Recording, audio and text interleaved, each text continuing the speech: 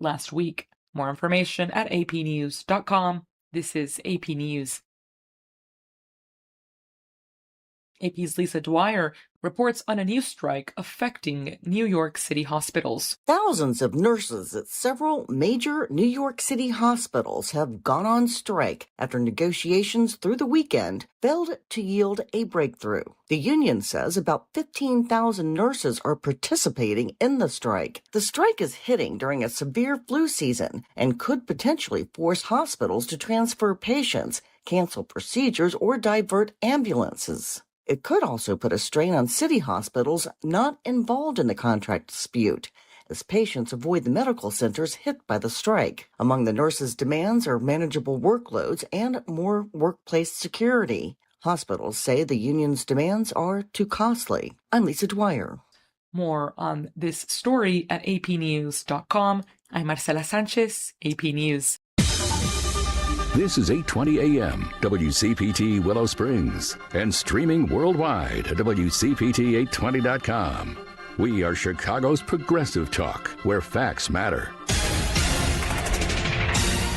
Now your WCPT 820 weather update.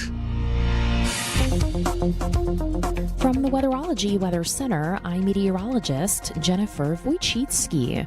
Skies will become mostly sunny here for today with a high into the mid-40s. Winds out of the southwest at 10 to 15 miles per hour, gusting as high as 25.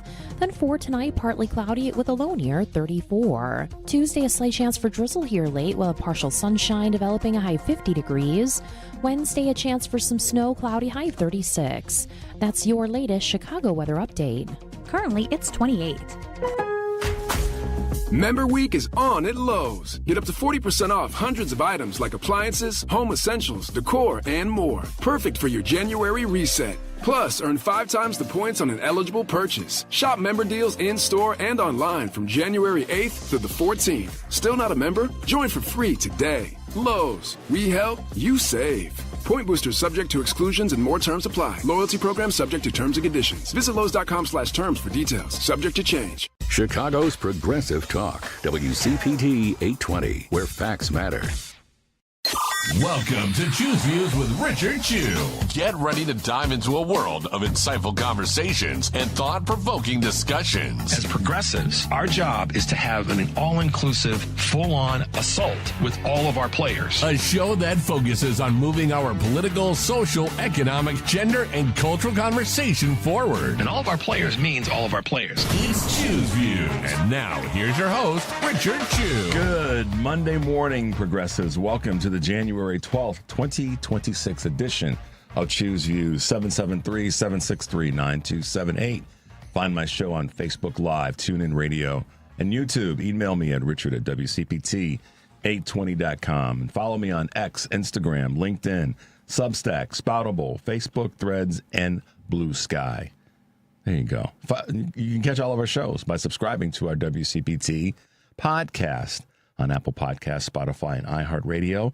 There you can get Choose Views, featured interviews, Joan Esposito, live, local, and progressive, the great Patty Vasquez driving you home. It's The Democracy Stupid with Edwin Eisendrath, Out Chicago, and our other great shows and interviews. And make your way over to heartlandsignal.com for all the good stuff that we have there. And speaking of that, there is quite a bit. Jan Schakowsky endorses Daniel Biss to succeed her in Congress. Minnesota Attorney General Keith Ellison acknowledges reports that the FBI is refusing to work with state officials, which is garbage, just garbage. Just a lot of garbage from the GOP, which we've got some comments about that. J.D. Vance, how in the hell does a vice president blame a private citizen and call her a deranged leftist? What a punk! If I saw, come to the studio, J.D. We'll have it out. We'll hash it out verbally. Don't anybody get the wrong impression. But, why would you do that? Why would you do that? Because in my opinion, and based on his actions, he's acting like a punk. Little spoiled brat. He's acting like a little spoiled brat, not like a vice president. But you can check out lots of what we have to say over at heartlandsignal.com, which is our digital platform, and tremendous articles and posts that we have there from our digital newsroom. Those guys they're just fantastic. On today's show, Ralph Eubanks, who is an author, I won't call him an activist, but his words can call you to action. American author, essayist, journalist, professor, public speaker. He's going to talk a little bit about one of his most recent books that he's written, which I think is phenomenal. I've had a chance to kind of work my way through parts of it, and that's in the 6:30 hour, and then in the 7 o'clock hour, Sarah Jones from The Daily, PoliticusUSA will be with us, and then in the 7:30 hour, Rich Logis from Leaving MAGA will be with us with the guest Anthony Brooks to talk a little bit about the work that they're doing and people that are getting away from MAGA. So looking forward to having all of our guests with us this morning. Shout out to my man Matty B, who's here this morning, keeping us on the rails, as we say, as we chug along down the track. But after this clip, I've got a few things that I want to say as we get this week off to a running start. Shout out to the Bears, of course. They were able to pull off that victory over the weekend, and I think a lot of people are starting to make those additional predictions. But they did get it done, so kudos to them. But right now, check this out, progressives. Just saying, as a graduate of Roosevelt High School and as the former governor of Minnesota, I'm so proud of Roosevelt High School and how they stood up for what is supposed to be America and freedom. And freedom is not arresting people without warrants. We have a system here. It's called a Constitution. And we have a party, the Republicans, who don't seem to want to abide by the Constitution. We have leadership now that has destroyed the Constitution. They don't follow it. They could care less about it. Am I right or wrong? I took an oath to defend the Constitution against all enemies, foreign and domestic. I view after January 6th, the Republican Party is a domestic enemy to our Constitution. I can't get any bolder than that, can I? He could. That was Jesse Ventura, in case you didn't recognize the voice. Former Minnesota Governor Jesse Ventura. He could have gotten a lot more bold or bolder. And I'm sure he had a lot more to say, and I'm sure that it would have been highly editable to make up a word. But listen, I view after January 6th, the Republican Party is a domestic enemy to our Constitution. I can't get any bolder than that, can I? I would say that there's been a lot of things that have been said about the Republican Party, but Jesse kind of, he hit that one straight on the screws. I view after January 6th, the Republican Party is a domestic enemy. He didn't say domestic terrorist, Matty B, but he did say a domestic enemy to our Constitution. Those are well-placed words. Just think about that. Is a domestic enemy to our Constitution. Think about that. Domestic enemy. Not somebody from Iran or somebody from Mexico or Guatemala or the brown-skinned countries that the GOP wants to always label as the problem. Countries in Africa, not the South Africans, of course, the white South Africans. But he said is a domestic enemy to our Constitution.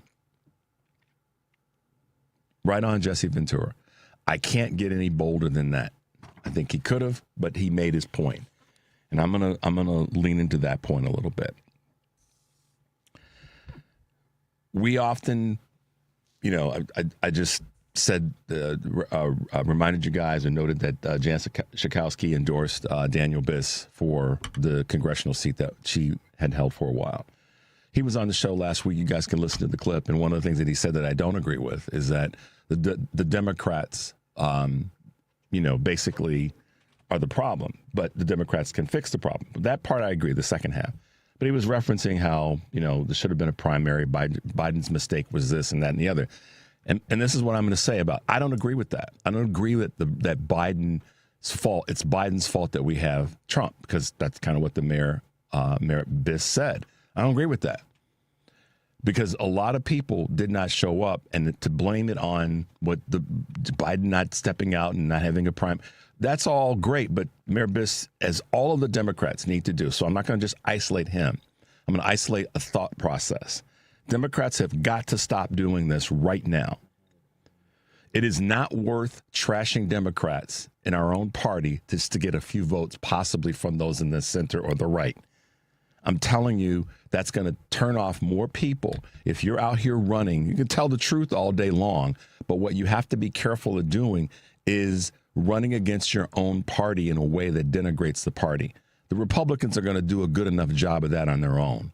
We don't need our own party folk that are running for office, whether they are running, they're going from where they are to the next level, or they're running for re-election. Don't trash your own party to get to step on the necks of our own party to get to that next elected office. Don't do that. Do not do that. That is a bad thing to do at any time, but this particular election year, election season, I'm just going to say it. It is not the best move to make, because the people that will be coming to the fight are going to be turned off. That does not mean, and I mean, this is for anybody, that does not mean that we don't speak about what we can do in terms of going forward. But to spend the first thing out of your mouth to be the Democrats should be, or the Democrats don't, or that to me is going to be a problem. And if you don't, I'm just telling you, and I understand it's a tough needle to thread. Okay, how much do we say about the Democrats to show that we understand that we need to make changes? I get that part. But when it slides into denigrating Democrats just to win a primary, or on a state level or on a federal level, that's a bad move right now, because the Republicans are waiting for us to do that, to then take the talking point and say, see what the Democrats are saying about themselves. We can't do that. We have to, I just, in my gut, I know that we have to prop our party up, because they're going to come at us with everything to tear our party down. I'm telling you, that's what's going to happen. So take the position, and you guys may not fully, I don't need you to fully agree with me on this. I need you to be willing to press pause on just saying the Democrats. Don't make the first thing out of your mouth, again, whoever you are. If you're an analyst, if you're a person that consults, that was the word I was looking for, consultant to the Democratic Party, whatever you are, if you're a podcast person, if you're a radio host, all the rest, do not let the first thing out of your mouth be what the Democrats don't do and how bad the Democrats are. Have the first thing out of your mouth be something like this: the Republican Party is a domestic enemy to our Constitution. How about that? How about the first thing that comes out of our mouths be the Republican Party, the GOP, they are the problem. They are why we are here, not the Democrats. Because it's easy. It's easy. I know a lot of people want to just jump on and say how awful the Democrats are. Okay, keep doing that and watch how we bleed out. Let's prop ourselves up. Let's grab the bandages and the gauze and whatever we're going to use to prop ourselves up to win these elections. Do you think that Renee Hardman trash-talked the Democratic Party in Iowa, or Caitlin Dray trash-talked the Democratic Party in Iowa to win those state elections? No. She had to make it clear to the Republicans that your party's not getting things done for you. And here's what I'm going to do different to help your party, to help you in your in the life that you live. Those are the winning strategies. That's how Dr. Dupree won down in Mississippi, not by trashing the Democratic Party in Mississippi, by telling the people of the state how the Republicans are the ones that have been in control and had the gridlock and prevented things from happening.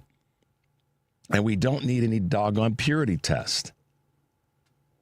So when I listened to Jesse's clip, I thought, let me listen to this a couple more times, because there's a little bit more substance and value in there. And I know listen, you come at me all you want to on it, but I'm telling you, a losing strategy is to trash talk our party right now. If you want to do that, then we probably aren't going to be aligned up particularly well. This is the year where we have to prop our party up. We have to bandage our party up, and we have to do what we're going to do to prove that we can go out and win with all our foibles and our imperfections. Because the GOP, that's the party that's trashing our country right now. Maddie B, let's take a break. The number is 773-763-9278. You're listening to Choose Views on WCPT AM 820 in Chicago, WARR 1520 AM and 103.5 FM from Warren County, North Carolina. I'm Richard Chu. We'll be right back.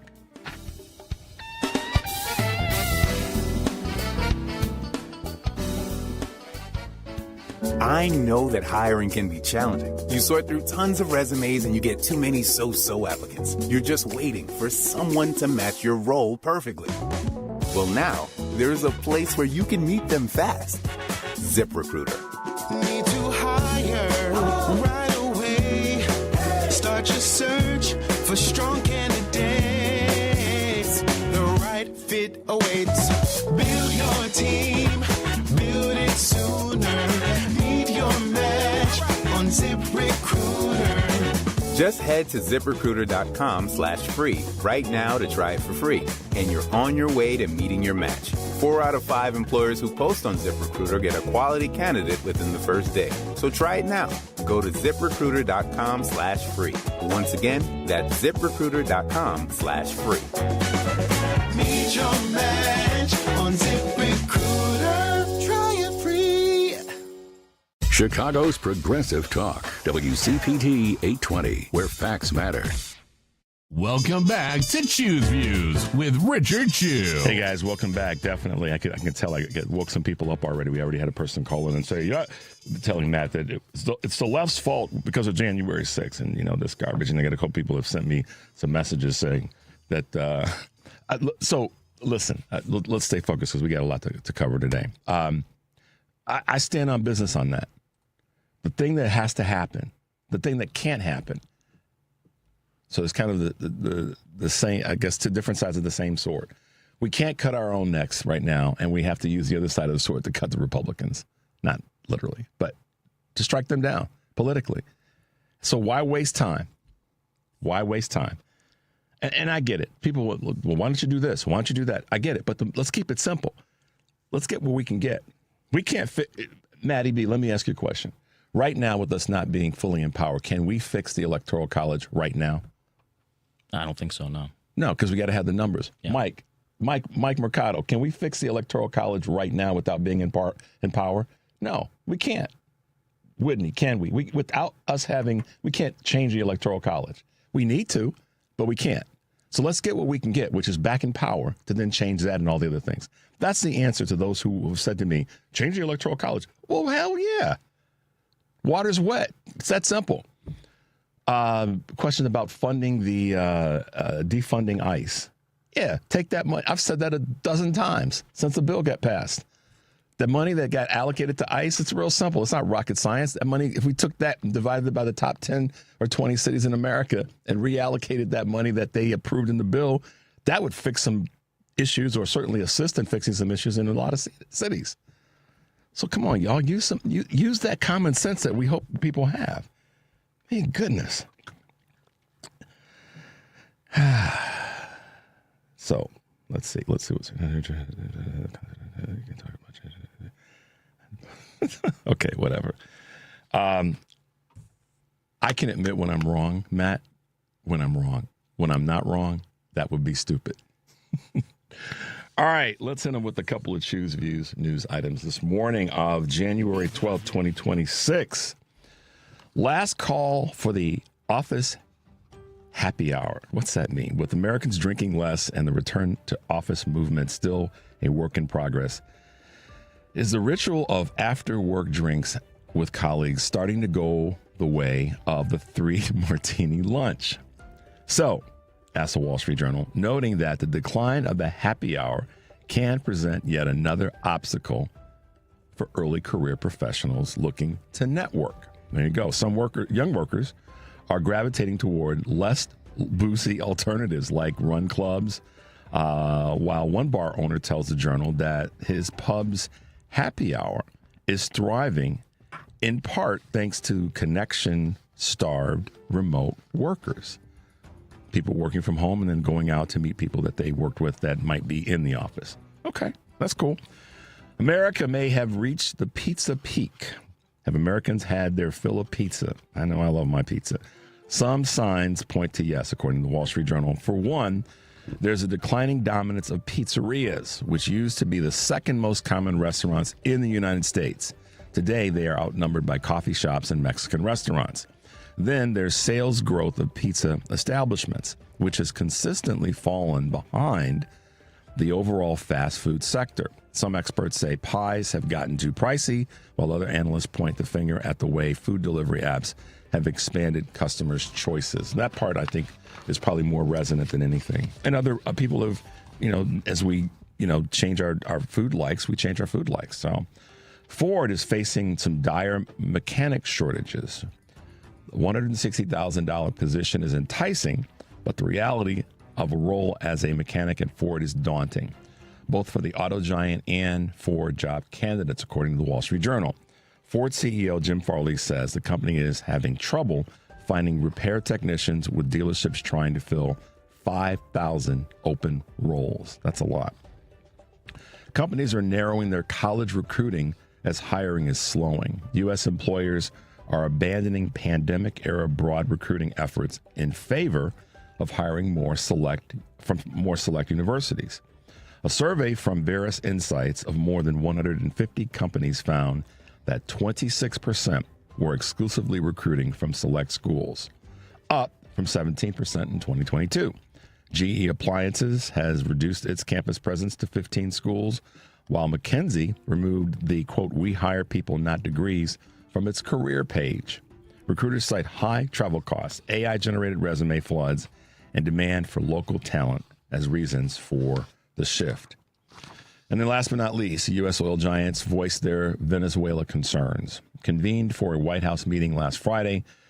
As you guys saw, Trump was wandering around that meeting too. Watch the tape. The heads of the major U.S. energy companies expressed both enthusiasm and concerns about Venezuela's oil sector following the ouster of former leader Nicolas Maduro.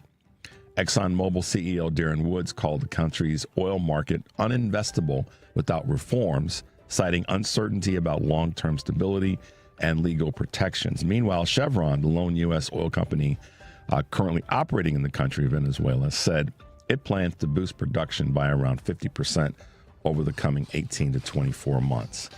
This is a story and a conversation that we're going to continue to watch because of the implications, not just on our oil, but our interactions with China. So we will see how that plays out. But there you go, guys. A couple of Choose Views news items on this Monday, January 12th, 2026. All right. So let's see. Well, you know what? We got a little time. Let's do this now. We'll come back to it again later. Today on Live Local and Progressive, Joan Esposito will be taking your calls and talking to Dan Vok, public policy reporter at the Chicago Tribune, and Amy Westerveld, award-winning investigative journalist who is editor and founder of the investigative multimedia newsroom Drilled, and the author of the forthcoming book brought to you by How Corporations Warped the Truth, Conned the Public, and Broke Democracy. Carlos Roa, editor-in-chief of IQ Latino and contributor to Te Lo Suento News. Also, Jill Banks, legal analyst, will be joining Joan. Live, Local, and Progressive weekdays 2 to 5 here on WCPT AM 820, heartlandsignal.com, and tune in. And then tonight on Driving It Home, Patty Vasquez will be joined by Jess Piper, executive director of Blue Missouri.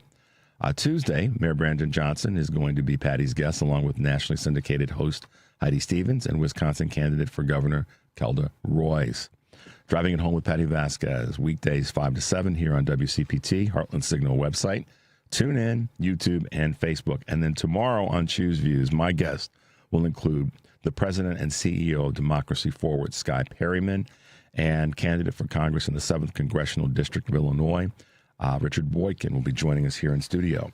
Make your way over to heartlandsignal.com to catch all of our podcast episodes, featured interviews, and full episodes.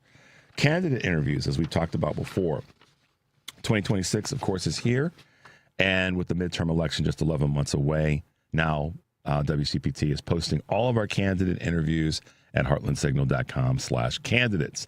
Visit the page to hear and share the latest interviews, including my recent conversations with Georgia candidate for Congress, Sean Harris, and Illinois congressional candidates, Kat Abugazela and Daniel Biss, mayor of Evanston. So you can find the candidate interviews tab on the top of the website, heartlandsignal.com. That's where you go. So check out Kat and Daniel there, the interviews that we had for you, and that'll be a good way for you to check us out. And then people have always asked me this question. So how can I get involved? How can I support the work that we do at WCPT and Heartland Signal? As always, the best way to support us is by, thanking our sponsors. Tell them you appreciate their advertising with us. But if you're on Facebook, there's another way. You can now subscribe to the WCPT 820 and Heartland Signal Facebook pages. The subscription is just 99 cents a month. We'll have some special offers for our subscribers coming soon. So visit us, WCPT 820, Chicago's Progressive Talk, the Heartland Signal website on Facebook, and hit the subscribe button. 99 cents, 99 pennies. All right, so I keep coming back to the Jesse Ventura commentary from that clip, because it means no matter how you slice it, at the end of the day, it's not the Democrats that are driving the train, the bus into the ditch. It's the Republicans that are. And you can be all upset about how we as progressives talk about and cover these things, and how I specifically speak to them. But at the end of the day, the garbage is coming from the Republicans. Yeah, the Democrats have got a lot of work to do. We know that, people out there, and we know that. But to trash talk our party right now is just it is a wrong way Corrigan moment. It's going down the street backwards. We can't do that at this point in time. We have to prop up our party. If you actually see, here's the litmus test, Matty B. When I hear people, complain about that and say the Democrats this, the Democrats that, and just trash talking, I go back to something that I've said a number of times. We have to be careful who we listen to. That the first thing out of their mouths is a trash talk, the party that they say they are part of, because I sometimes suspect, I've asked myself, maybe that person's a troll, a very good person at hiding what they truly believe. And to that end, when I hear that, I sometimes say, okay, well, what are they actually doing themselves? Are they going to the town halls? Are they going to different events? Are they reaching out to support? What can I do to help? Are they asking that question rather than being the proverbial keyboard warrior that just whines and complains all the time? Are they asking the elected officials, imperfect as they are, what can I do to help? I'll give you an example. One of our listeners, and we're going to hit the quick break and have on Mr. Eubanks, is Al, who is out in Franklin Park. He calls on our shows often. Great guy. He's supported a lot of different things. He's asked me on a number of occasions, Richard, why don't we do this? Why don't we do that? Have you thought about this? Have you thought about that? He's actually sent suggestions to the station management. But you know what Al has done? And he said it last week when Karen was on Friday. He got involved. He rolled up his sleeves, Matt, and said, you know what? I'm going to get involved with Indivisible locally. I'm going to find out how they can use my skill set, my interest, my energy to actually do something tangible. That, to me, is and Al's got, he's said it, what we could be doing better as a party, but as he's saying that, he's also doing something. And that's what I just want to encourage all of us. Whether we fully agree on everything or not is not the point. It's that we all say we're going to grab on and do something together to fix the problems that the GOP has caused and perpetuates. So let's take a quick break. The number is 773-763-9278.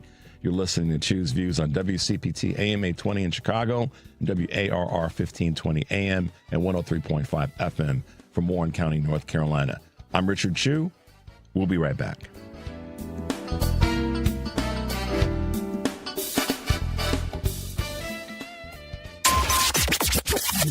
WCPT replay. John Fugelsang. Listen, y'all, the dude wrote a book called Separation of Church and Hate. What a great title. Tell us a little bit what's happening in that space. Well, and I'm so grateful to you and all the deeply attractive listeners of WCPT for supporting this book. So I wrote this book for years ago about how to use the Bible for believers and atheists, because even if you don't believe in Jesus, if you're debating a right-wing Christian on any of the issues that divide us, Jesus is probably on your side, whether he's a literal figure or not. They don't care about the teachings of Jesus. They don't care about religious freedom. They don't give a damn what God tells you to do in the Bible. They care about conservative Christian power. That's it. Jesus' movement was all about humanity and all about humility. He was not about total right-wing domination of the school board. Keep listening to WCPT 820 because facts matter. You're listening to WCPT 820. Here's the latest Chicago weather update. From the Weatherology Weather Center, I'm meteorologist Jennifer Wojcicki. Skies will become mostly sunny here for today with a high into the mid-40s. Winds out of the southwest at 10 to 15 miles per hour, gusting as high as 25. Then for tonight, partly cloudy with a low near 34. Tuesday, a slight chance for drizzle here late with partial sunshine developing a high 50 degrees. Wednesday, a chance for some snow, cloudy high 36. That's your latest Chicago weather update. Currently, it's 28. Because facts matter. You're listening to WCPT 820. Welcome back to Choose Views with Richard Chew. All right, guys, welcome back to the show. Glad to be with you. You guys know that I really appreciate when I have a couple of different types of folks on the show. One of them happens to be professors or educators, more broadly speaking. And then the other happens to be authors. And it's just because, you know, in my mind, they're kind of a different breed. But with us this morning is someone that definitely fits that category: American author, essayist, journalist, professor, public speaker, and just someone that makes it clear that we've got a lot to do. And oftentimes we have to look back at history to understand what some of those things are that we've got to do. With us this morning in that space is Ralph Eubanks, preferring to go just by Ralph. Good morning, Mr. Eubanks, and welcome to Choose Views on WCPT. Good morning. Good to be with you today. Thank you. You too. You too. Well, your most recent work that everybody is talking about, I want to read something from it that I thought was really cool, a quote that you made. The past and the present exist in the frame of a photograph. Tell us, as you tell us a little bit about that, tell us a little bit about Ralph Eubanks and your background and the work that you do. Let our audience know a little bit more about that, and then we'll talk about your most recent release. Well, I am a writer, but I'm also professor. I teach Southern Studies at the University of Mississippi. That's an interdisciplinary program that brings in literature, history, sociology, anthropology, political science, all looking at the American South, and not only just kind of the South as this distinct place, but the South's influence on the country and the world. So I have been, it's interesting to be someone who's associated with a program that is so much focused on the American South when my academic background is actually in British literature. But, I found my way back to the South because something really distinct happens to you in middle age. You begin to think about where you're from, and then you realize, you wake up and you say, oh, I've erased the South from my tongue. I've lived in the North for all these years. Well, what is this place all about? And that's what I've really spent the last decade doing. I found myself back in Mississippi 10 years ago and have been writing about it ever since. I've been writing about it for 25 years, but really mostly focusing on the last decade. Well, okay, there's a couple things. I chuckled with that. I didn't mean to. I wasn't being disrespectful when you were saying that. Oh, no. about middle age. Oh, believe me, that's the lesson that I think you and I both learned. You're a couple years older than me, but just a couple. But the lesson that I think you and I could have both agree with is that as we've reached a certain point in our lives, yeah, we do reflect a lot. And one of the things that we do is also kind of say, yeah, I'm not really going to tolerate certain things in a certain way. And you know what I mean? You embrace that, you got here to a certain age. So there's a certain amount of luxury that comes with that, I guess. But reflection is another one too. So reflect back on things that we've done or we didn't do. But I got to say, when you talked about, you're writing more historically in the British context. One of the things that I wrote down, and then you said in terms of your pivot to the covering more of the South and where you're from and where my ancestry is from, the British benefited from the oppression of the American South. Oh, absolutely. I mean, well, so talk about I tell people that I really, well, I do, in writing about the Mississippi Delta, everyone says, you've got a background in British literature. I said, well, I studied the literature of probably the greatest colonizer in world history. So when you look at a space like the Delta, you recognize that colonizer point of view when looking at the place and what has happened with it. So I have to say that I have used my background in British literature because one of the things that I talk about is a novel called The Go-Between by L.P. Hartley. And the first line of it is, the past is a foreign country. They do things differently there. Yeah. So looking back, you're looking at this place that feels foreign. But then when you begin to look at it a little bit more closely, you begin to see how the present is reflected in that past. And that's why kind of looking at a photograph, you see both the past and the present. It reflects both a past reality, but if you begin to look deeply and also kind of look outside the frame of that photograph, you begin to see these connections with the present. Yeah, it's so true, and that's why when I saw that quote of yours, I thought that's a good starting point because I think I understood what you were trying to say in that representation. So, Ralph, let's talk about your latest book, When It's Darkness on the Delta: How America's richest soil became its poorest land. I could ask you so many different questions about it, but let's just start with the basic one.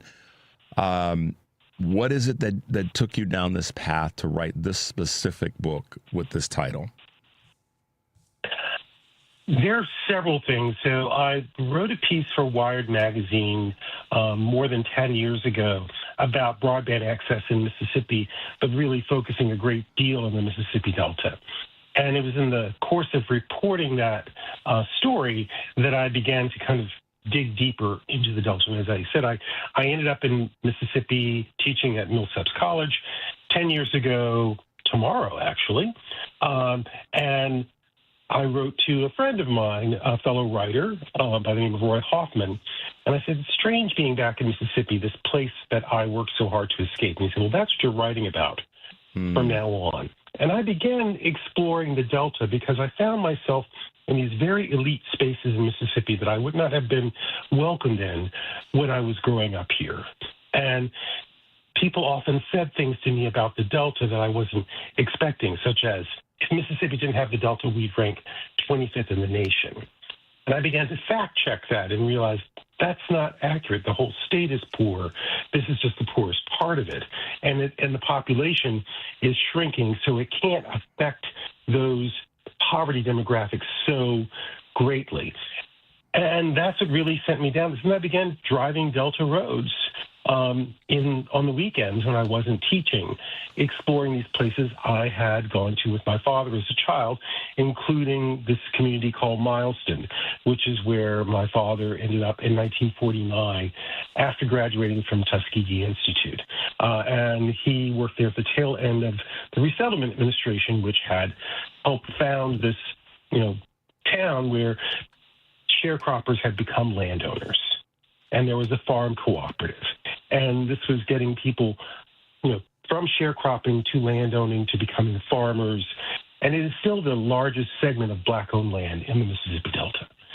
So I started there and then began to think about all these other places in the Delta and began traveling throughout the Delta from kind of its tip down at Mileston and this little town called Chula, all the way up to the top at Tunica, where there are numerous casinos today, which are beginning to fail, and brought some measure of economic change, but not as much as everyone thought it would. Yeah, the sustainability of that when you don't have wow, my brain just went all over the place. It just scrambled on that because you can't. I look at this from a financial perspective. If you don't have the economic systems in place from an infrastructure standpoint, essentially, a casino is going to cave in on itself because the people aren't there. If they don't have the income, they're using all these other resources. It depletes their wealth and on and on and on. But I want to come back to something that you said about poverty versus wealth in Mississippi. There's a lot of wealth in Mississippi, lots of it, my family, both sides of my family, my mother's side and my father's side, both are from Mississippi and migrated to Chicago after World War II. But to that end, I know from the many years of visiting there, even as recently as a couple of years ago, that there's a lot of wealth in Mississippi. But if there's a place in the country where wealth is uber concentrated, I would say Mississippi is that state. And it's pocketed in different parts of the state that sometimes folks don't even know, and they'll visit Mississippi and they'll say, "Oh my God, it was beautiful. I didn't realize this. I didn't realize that." And topographically, I've said this dozens of times, Mississippi is a beautiful state from a topographical standpoint. The hills and the pine trees and all that stuff. But there is a huge disparity in the economic systems there. Probably greater than, or not greater than, but certainly in the top of disparities of wealth in the country. And you kind of speak to that. That's a kind of a little bit of the undertone of the book. That is definitely the undertone of the book. I contend that in the Mississippi Delta in particular, you can see how this idea of how income inequality was incubated in the Delta, and the way that the Mississippi Delta is this mirror to American income inequality.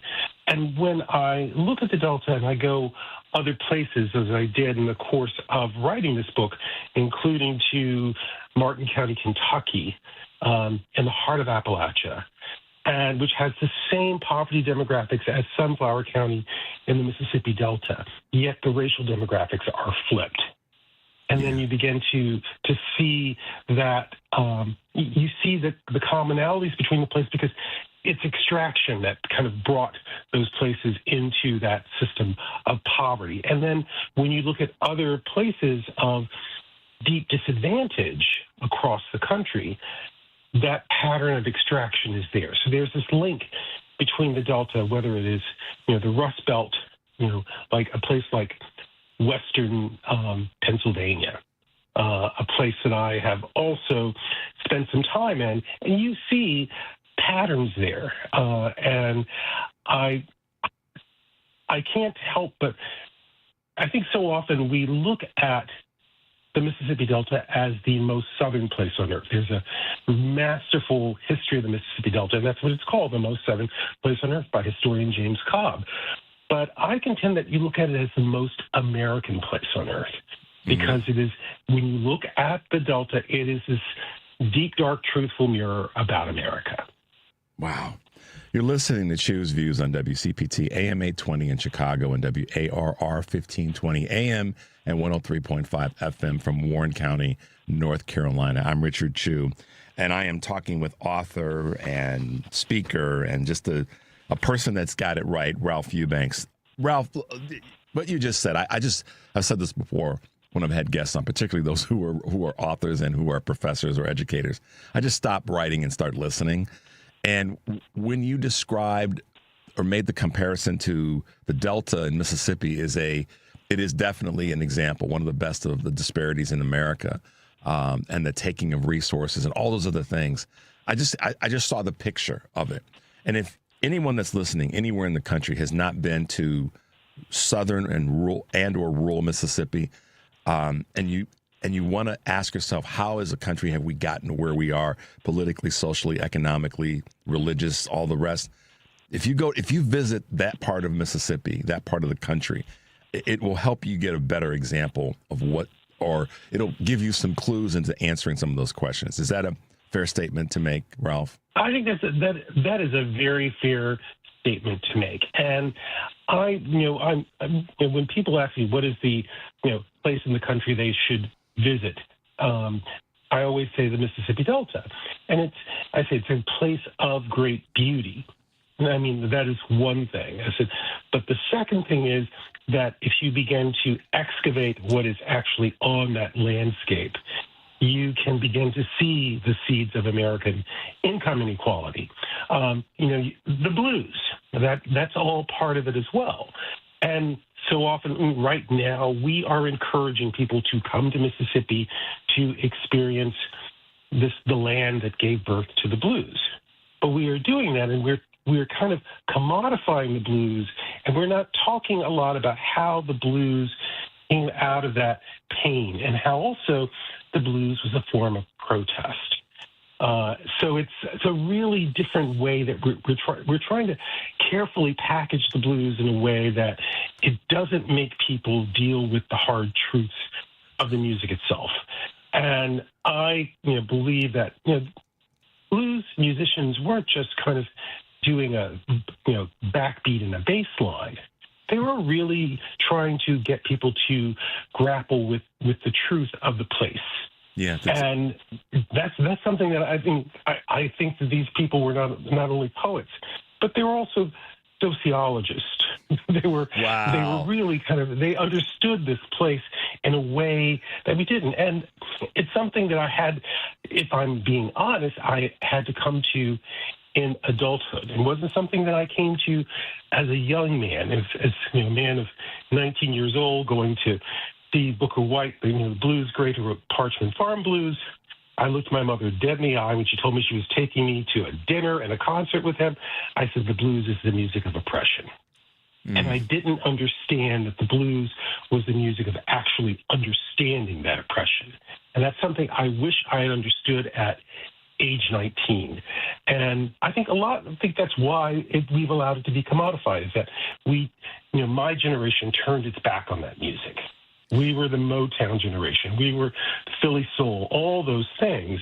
And now we are going back to it. And if you go to, the Juke Joint Festival in Clarksdale, Mississippi, you don't see many black people there except on stage. Yeah. And that's because we've turned our backs on the music. Well, and I think maybe not in Chicago.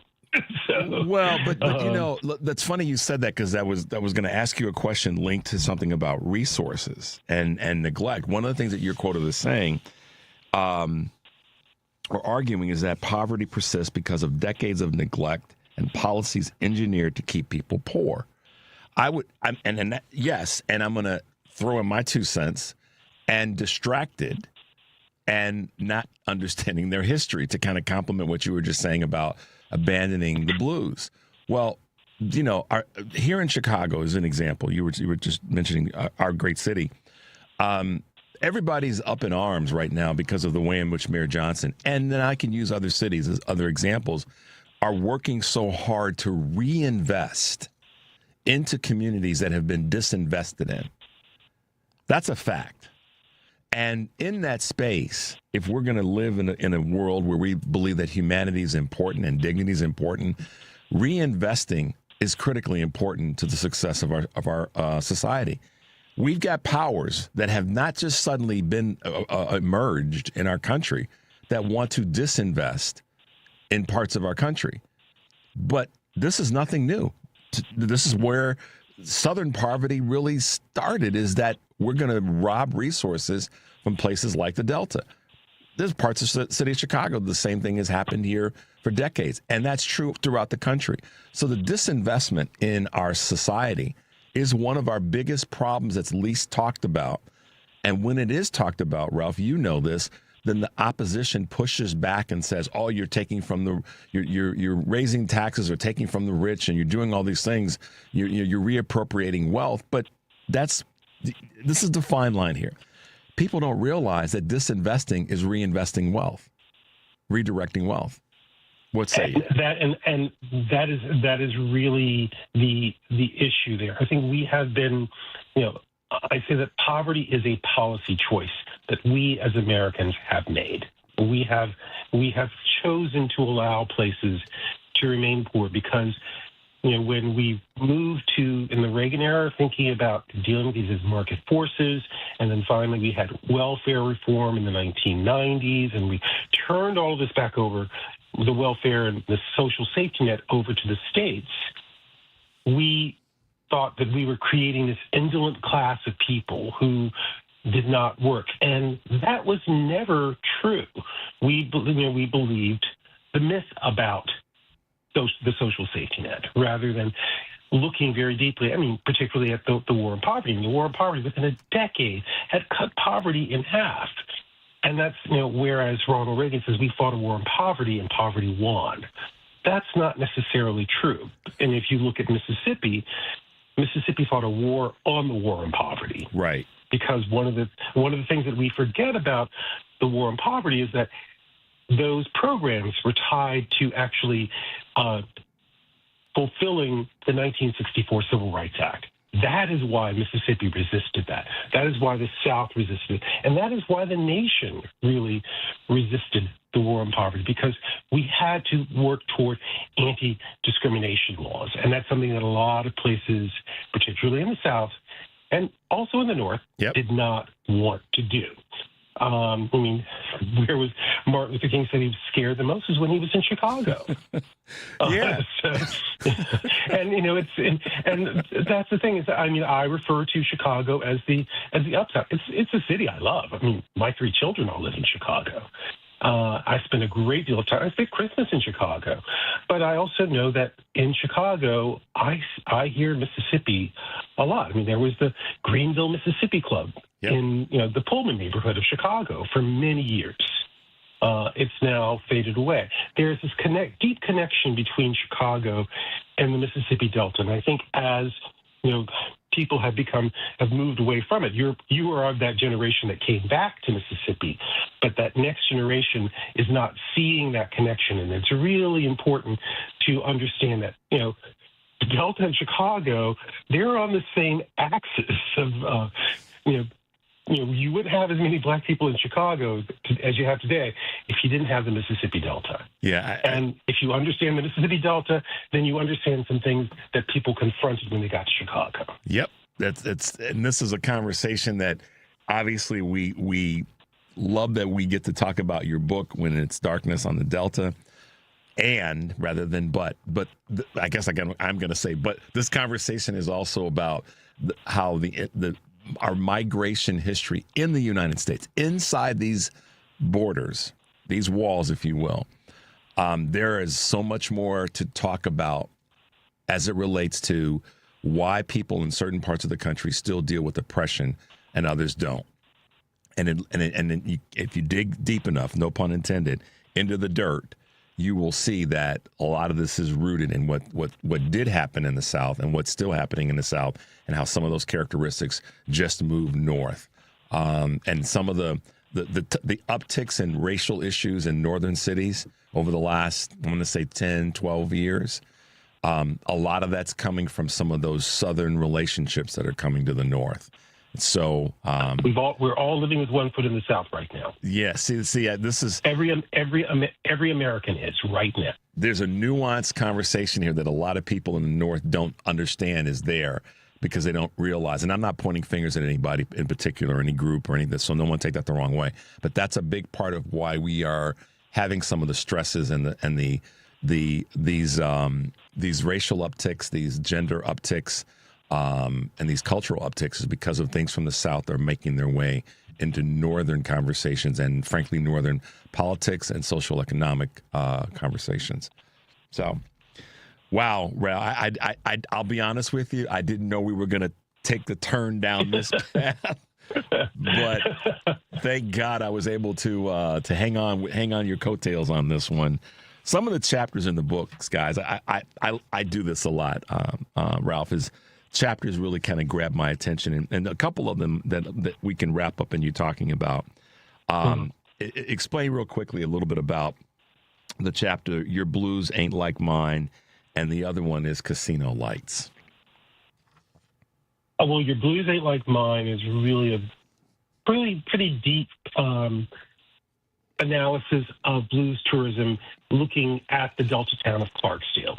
I spent 4 months living in Clarksdale while I was reporting on the Delta, but also kind of looking at Clarksdale and really beginning to ask myself this question, whether the blues are really, this blues tourism, is this something that is really benefiting Clarksdale, or is asking the question, well, who is it benefiting? And it's not necessarily, it's benefiting a certain class of people in Clarksdale, but not everyone. Mm-hmm. And that's something that I really wanted to look at. And the other piece of Casino Lights is looking at the Delta town of Tunica, which Jesse Jackson proclaimed was America's Ethiopia. Because there are people living there for many years without any, running water, sewage, running water. Yeah. It was an inhuman way that people lived there. So what happens? They bring in casinos, casino gambling, and it injects a lot of money into Tunica. But now, post-pandemic, you're beginning to see that fade. There's a photograph that's in the book of Sam's Town, the casino that's there, but they've taken part of it off because they weren't using as much of it. And now, in November, it is completely closed. Yeah. So it moved people from poverty to being the working poor.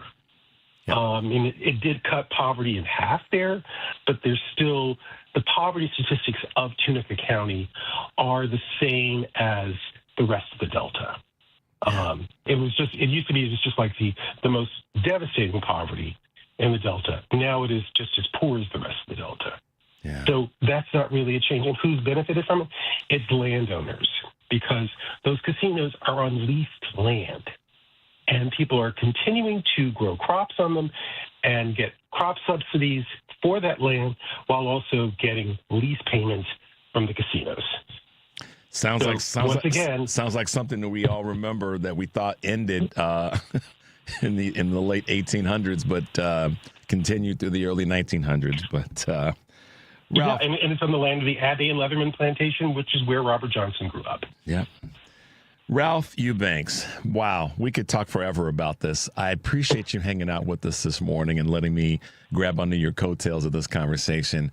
Let's try to have you back in a couple of months and chat some more, talk about the book, and then just, discuss this very, very important part of our society in America. Thank you, Ralph, for hanging out with us. Real quick, how can folks find you?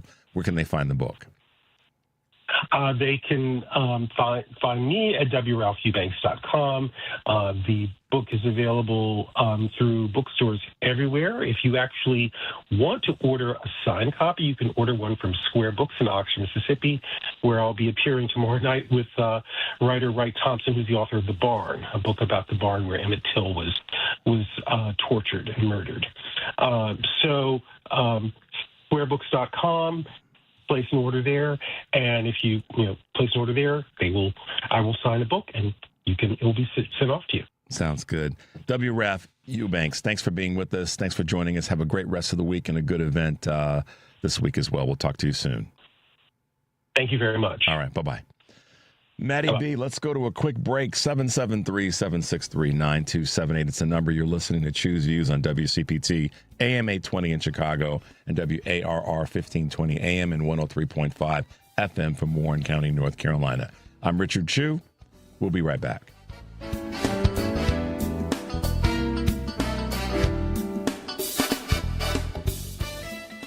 WCPT 820 will be hosting a candidate forum for the 3 leading candidates for Illinois' open United States Senate seat in the Democratic primary on February 6th. Please join us at the Plumbers Hall at 1340 West Washington in Chicago, or listen to the live broadcast. Representative Raja Krishnamurthy, Representative Robin Kelly, and Illinois Lieutenant Governor Juliana Stratton will be discussing their stances on the issues and making their case for your vote. WCPT hosts Patty Vasquez, Richard Chu, and of course Jonas Esposito will be moderating the forum. To attend in person, go to heartlandsignal.com/WCPT820 and register.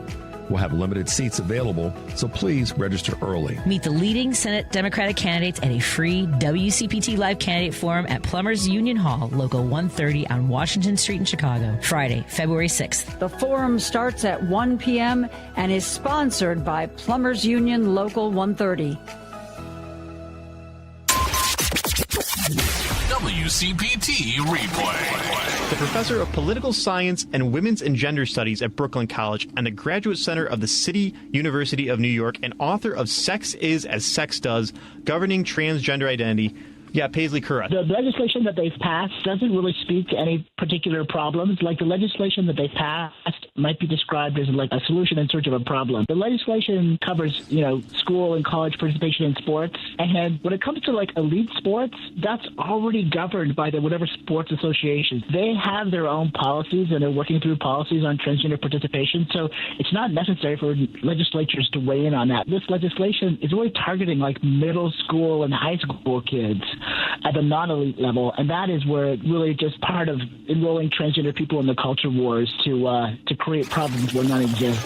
Keep listening to WCPT 820 because facts matter.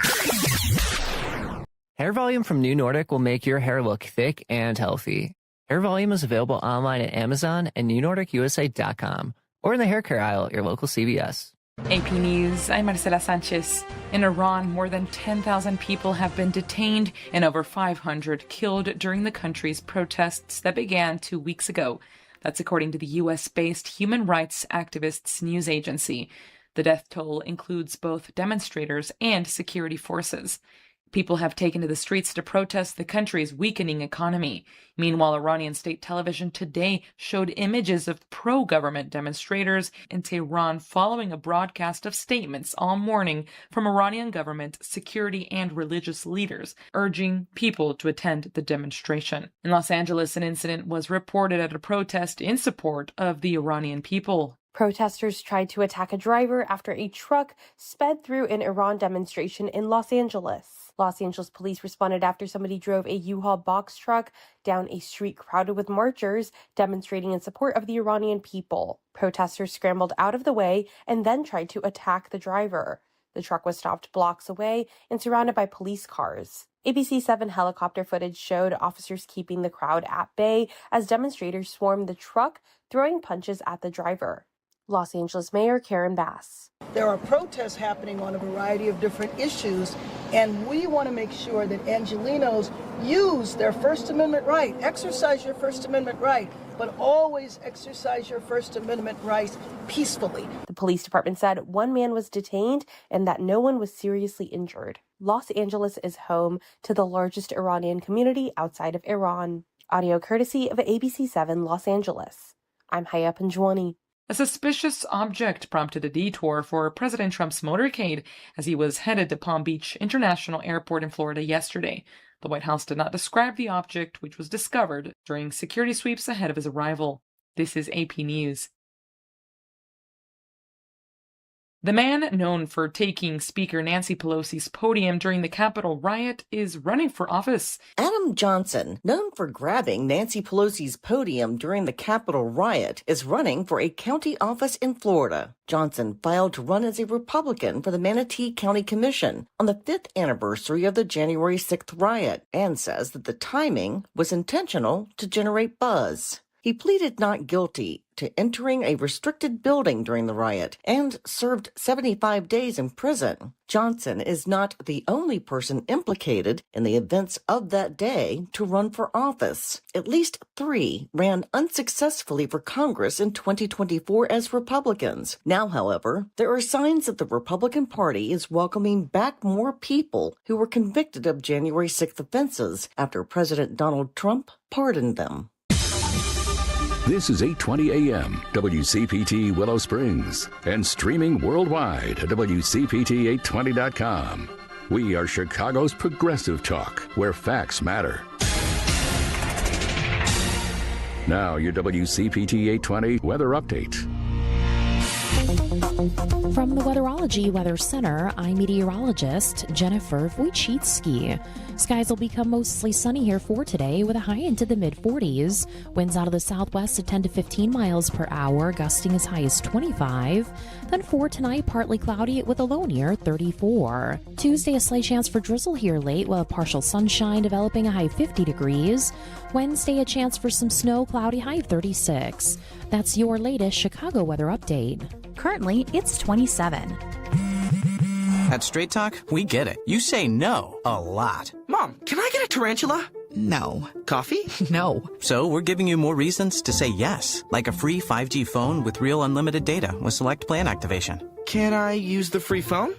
Yes. See? Doesn't it feel good to say yes to more? Absolutely. Face tattoo? Absolutely not. Available at straighttalk.com and Walmart.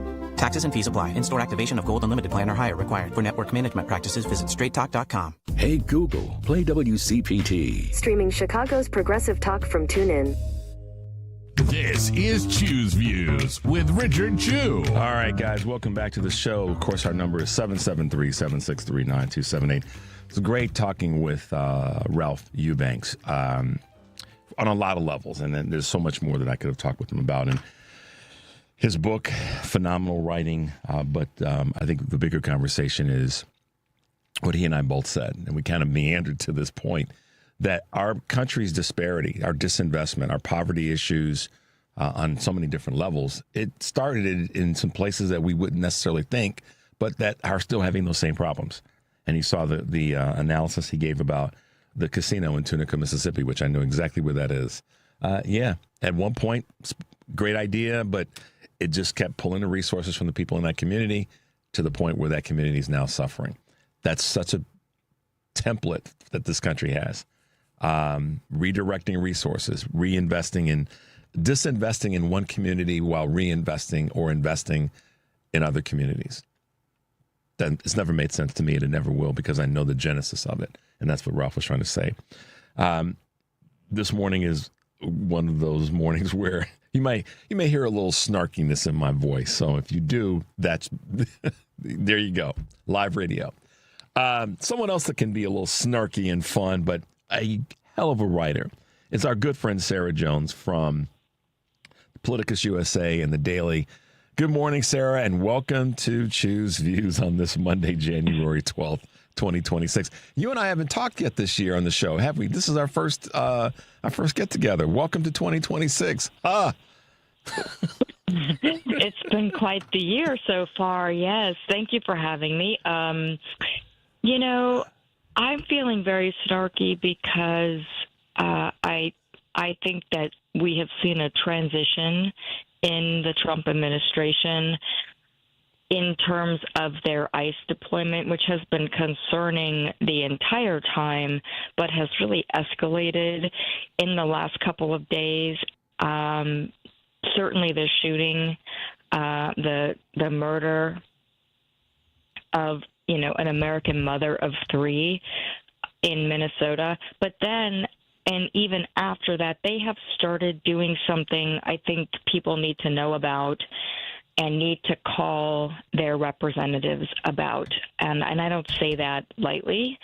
This is a big deal. And no matter who your representative is, if they're a Republican and you think they don't listen to you, it doesn't matter. People need to be loud and demand to be heard.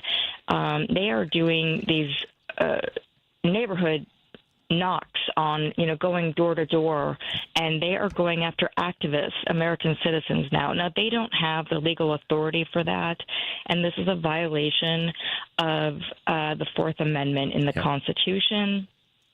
And so people really, I don't think that enough people understand what's happening in Minnesota and why they're being targeted so much. They are being targeted because they have not gone for a Republican.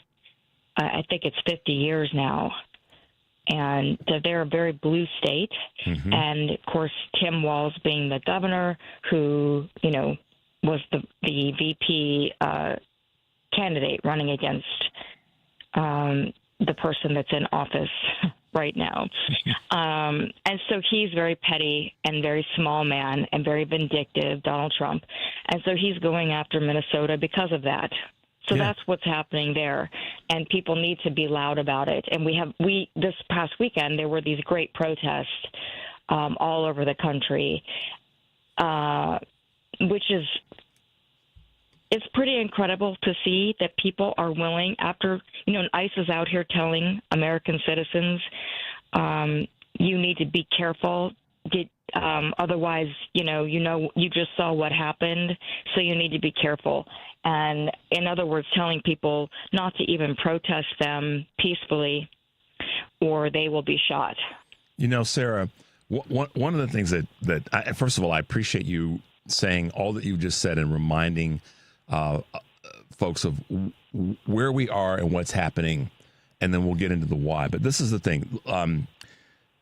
Was it Chrissy Nome or was it Caroline Leavitt? I don't remember which one it was that said that they were, or maybe it was J.D. Vance, but someone in the administration made the comment about going to go door to door. Okay? Yeah, and they are doing that now. Yes. ICE would be going door to door. So let's everybody press pause for a second and understand. It is awful that one of our fellow Americans was gunned down, and I will say it loud, unapologetically, gunned down and murdered by an ICE agent. That's what happened. Okay, let's not get caught up in where the wheels were turned and what she did, all that sort of stuff. She was gunned down by an ICE agent. Now, the fact that that's happened and we've lost an American citizen and her humanity and dignity were stolen from her, and alone her life, to have a federal official say that they're going to go door to door tramples all over the Fourth Amendment, because to do that with probable cause, or you have to have a warrant to do that, and the probable cause piece precedes the warrant to have strong evidence to then have the warrant issued to then be able to go in on somebody's door to search for what? Right. Are they searching for illegal? There's what they want to deem as illegals and knocking on door to door to door looking for people? No, that's not what's happening. It's what Sarah said. They're trying to now. This is why I beg folks, please don't get caught up in the stupid stuff. We can't fix certain things right now. We have to protect where we are. Here's my point. Doge, information gathering, Palantir, Peter Thiel, these guys want information on people so that they can do what? Go knock on doors for reasons that have nothing to do with immigration enforcement. Please, folks, understand when I'm telling you this. That is the reason why. And Sarah made the point. They're not knocking on doors or landing in Arkansas. They're going to blue states. Please, folks, wake the hell up in this space. And they're targeting houses based on race and whether the people are protesting and whether they're activists. That is unconstitutional. It's a violation of the law. And I want people to understand that right now, in February, the funding for DHS is going to expire and it needs to be renewed. So this is why they have to call their representatives and tell them, because some Democrats are saying we aren't going to fund this until you reform the way ICE is conducting itself, and it must be lawful. It is not lawful right now, and people need to demand that it not be funded with our tax money until it is behaving lawfully. Yeah, and that's why so many of us that are frustrated about this have been begging to see past just the window dressing. There's so much more going on here and so much more to the conversation. They are breaching not just the First Amendment in terms of freedom of speech, but also the Fourth Amendment when it comes to search and seizure. And you know what? I'm just going to say this. I have not said this. I do not use these words lightly. I am very restrained in the words that I use, because I always tell myself, you wait until it's actually here. So I have not called these people Nazis. Okay, I have not called them the Gestapo. At this moment, now, going door to door, yes, this moment has arrived. It is a huge deal, and people need to understand that. This is not just another thing they're doing. This is an infringement of liberty and freedom to the point where if this is not stopped, then, where does it end? Ask yourself that. Because you didn't vote properly, because you didn't vote for them, they're going to come to your house. Because I watched a video of ICE aiming guns at a home where the people inside have a baby. Yep. The woman's holding the baby because their DoorDash driver ran into their house for refuge from ICE. Yeah. So where does it end? You might have nothing to do with any of this at all. And they come to your house, aiming guns at your house, all of these masked men. That is none of this is normal. That's not law enforcement. And I have seen a lot of people, mostly conservatives, but I've seen some other people fall for that line. Oh, you can't, you deserve to get shot when you're fleeing. Oh, this is law enforcement. If you don't stop. No. Mm-mm. No. And this is not partisan. None of that is law enforcement. And that is why you do not see the police behaving that way. Right. Now, we know the police aren't always... They've got their own set of issues, but... They have their own... That is a separate issue. That's a separate conversation. But even those people with whom we have a lot of issues because the justice is not... they don't treat people equally. Even the police do not behave this way. So what does that tell you? Yeah. The police have to identify themselves. They can't wear masks. Those things should apply to these people. And they need to they have to uphold the Constitution. They don't get to violate the Constitution. If they are allowed to do that, then there is no law. They are then held as imperfect as the legal system or the justice system is. They're held to some sort of review at the minimum in this space. You're listening to Choose Views on WCPT AM 820 in Chicago and WARR 1520 AM and 103.5 FM from Warren County, North Carolina. I'm Richard Chu. We're speaking with our good friend Sarah Jones from the Daily Politicus. Sarah, listen, I got to come back and ask you this question. When we think about this whole door-to-door thing, what's crossed my mind, and I wonder if this has crossed your mind. So what if they knock on the wrong door? What I mean by the wrong door is somebody that's just not willing to have their door knocked on by some strange guys zooted and booted on their front porch. What's going to happen then? They knock on a person's door that doesn't like the fact. Then we're going to have an ICE. Then the other side of this conversation is an ICE agent's going to get something happen to them. I'm not going to use those words because they knocked on a door of this. Put it this way: an old white guy that says, "No, I'm not tolerating this." Yeah. That's how literal. Yeah, that is going to happen. Do you know what I mean? They're the people. They are the people who pushed this, stand your ground, the Castle Doctrine, and all of those laws. So, not that those don't apply in every state, but the states where they do apply, someone is going to answer their door armed. That is going to happen. I suspect that's what they want because they'll try to martyr that person. But the bottom line is, ICE doesn't have. You come. Go ahead. I'm sorry. Right. You don't. What happens is they're failing in court, right?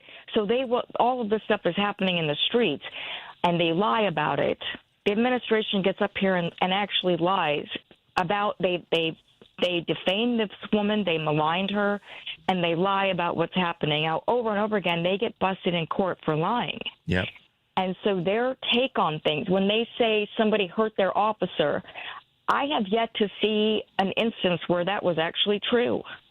It is now there may be skirmishes, and there are how many officers stuff is happening. How many citizens have the officers hurt versus how many officers have been hurt? It is much more that where they are getting, because of course who they recruited and the way they've incentivized these people to be violent. The point of their operations is to intimidate people. It is to scare and silence people into being quiet and going along with what they're doing, which is why it's so heartening to see people respond by saying, heck no, we're not going to do that. We're going to do the opposite. So we're in the street. We're peacefully protesting.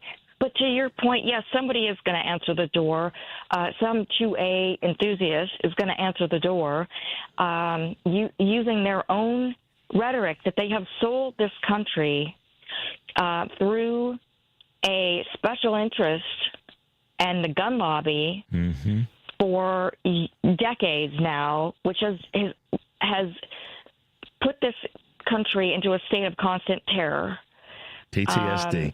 One of my good PTSD. Yeah. One of my good friends and a person that's been with us on WCPT for a while, Tressa McDonald, has said years ago. She was speaking specifically to African Americans. We live in a permanent state of PTSD in this country. Well, what's happening now is other communities are starting to recognize that we are at a tipping point of PTSD for this country at large. Well, let's not go ahead. Sorry. Yes, let's not forget that right in this area of Minnesota, where this is all happening in 2020, it was George Floyd, right? Four blocks away from what I understand, or something like that. 4 minutes away, whatever. Yes. And here we are now, and it's a white woman. 3 women a day in this country are murdered by an intimate partner, and nobody talks about that. There is PTSD for these for communities, and I think 2020 and the awareness finally of a lot of Americans of the disparity in the justice system, the disparity in policing, that was very good to see people finally become somewhat aware. I don't understand really why people weren't aware of that before. Privilege is a big part of it. But I'm glad. Privilege is a big part of it. I mean, just privilege. The comfort of saying that it's them over there. It's not going to come our way. And what I used to watch when there would be an event, a tragedy that would take place in a community. For example, I'll just use this as a very quick example. A suburban community would say, this has never happened in our community before. We didn't know that person. That's privilege because they don't have to know about it. They don't have to be aware of it. They don't have to be cognizant of the fact that tragedies do happen. So I think that what George Floyd, what that showed real time is that the police in that community were out of control. And what was happening in other parts of the country wasn't like a one-off, that it was happening in so many other parts of the country. And video cameras on these things called cell phones were making it real. Will Smith said it the best. This isn't something new. It's just being recorded now. And I'm paraphrasing how he actually said that. But, Sarah, I want to come back to something that is important, and I recognize this, that you had posted about ICE, the stated goals for the ICE Out for Good protest. Since you were talking about the protest, I don't want to forget this. There's a couple of things that you had highlighted that the ICE Out for Good protesters are focusing on. One of them is honor and humanize the lives taken by ICE. The second, demand accountability and transparency for the killing of Renee Nicole Good. The third, expose the broader pattern of ICE violence and the detention centers. Call for ICE to leave our communities, build public pressure on elected officials and federal agencies, create space for grief, solidarity, and collective action, and strengthen local connections and neighborhood response systems. These are some of the things that the organization had put out, and you highlighted it in one of your articles entitled Anti-ICE Protests Rock America as the People Fight Back. Talk about that a little bit as we wrap up. Well, I just want to touch on something that we were talking about right before this, and I just want to wrap it up with saying that racism and sexism are both tools that elites use to divide people. And we're now seeing that connection in Minnesota, right from George Floyd to Renee Good. Because what happens to one group of marginalized people is going to happen to another. We're all in the same boat here. And that has to be something we take away from this. And in terms of these protests, I loved how they defined their mission, because the right is trying to say it's defund the police, but it's not defund the police. These people are not doing law enforcement. That's the problem. So what we need is law enforcement that upholds the law and honors the Constitution and respects freedom and dignity of every person on American soil. That is a right that we have. We have that right, and no one can take that away from us. We cannot give it away freely. Yeah, I mean, believe me, they're certainly trying hard as hell to take it away, but it gets taken away if we allow it to happen at this point. The game plan was put in writing in Project 2025, and here we are fighting against that on a day-to-day basis, literally in the streets of America. And my comment about where ICE is and where they're going, I don't see ICE in Republican cities and Republican states en masse. That, to your point at the beginning of our segment, they're in blue cities and blue states. And just look at the record. Look at the record of where ICE has been prior to their budget approval and since then. And it's clear they're going into blue cities. And I know some people want to talk about it as sanctuary cities and this, that, and the other. Why aren't they in Orlando? Why aren't they in some of the red cities and red states? Let's talk about who this man is, okay? This is a man who, before he was elected in 2016, was caught on tape saying that he grabs women by the you-know-what. Right. And he moves on them whether they like it or not. That is what he is doing to all of these blue cities and states. Yep. The thinking is the same, because sexual violence is an act of aggression and hatred and contempt and control. It has nothing to do with lust. And that is the man. That is why it's a problem to have somebody like that in leadership, because this is how they behave.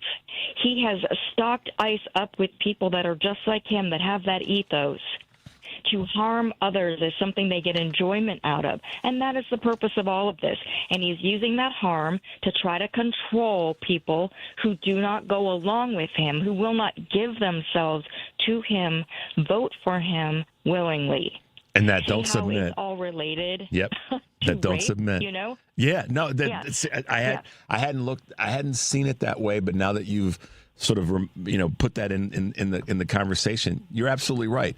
It is part of that abusive nature that Donald Trump clearly, for those who don't like this too bad, he clearly has exhibited. And he said it on a tape. So don't believe me, believe the tape.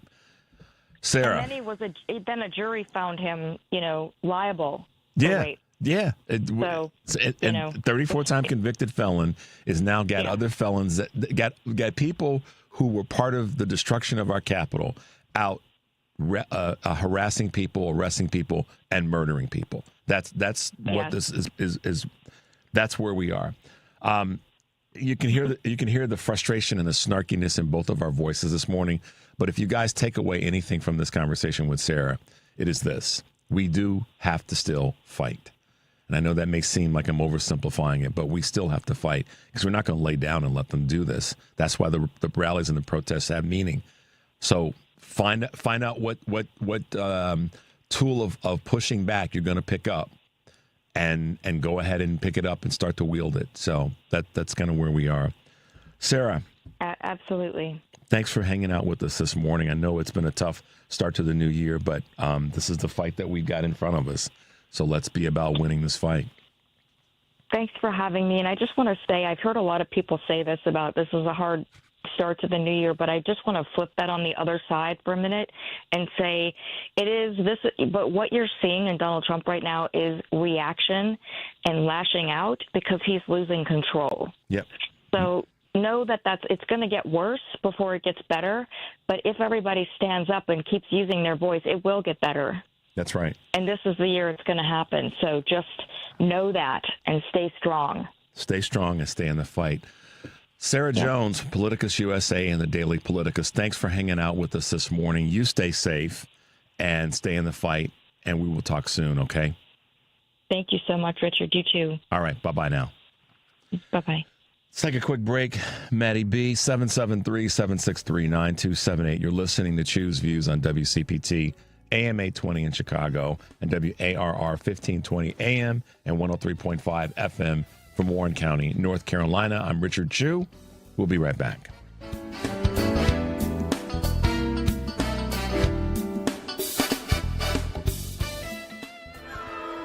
Step into a world of obsession, seduction, and shocking consequences with Salome at Lyric Opera of Chicago, January 25th through February 14th.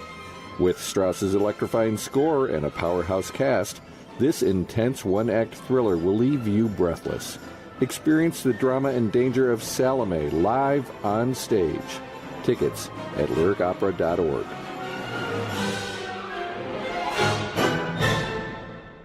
Here's a tale of Linda trying to lose weight, but the med prices she found were all over the place. Hidden fees and markups made her jaw drop low. Then she found Good RX. Now she's in the know. GLP-1 prescriptions FDA approved. With clear upfront pricing. And same-day pickup. That's Good RX, the no-nonsense way. Save time and money on prescriptions. Get to goodrx.com/weight loss. GoodRx is not insurance. WCPT replay. I worked all day updating my office on what's going on with ICE agents. These are animals. There's video of them tasing a man who was already zip-tied in a vehicle, and they tased him because what? They didn't like the way he was behaving, or he was already zip-tied. Not to mention a 1-year-old who was exposed to tear gas as her parents were running errands, as they were also, by the way, chasing down an 11-year-old girl.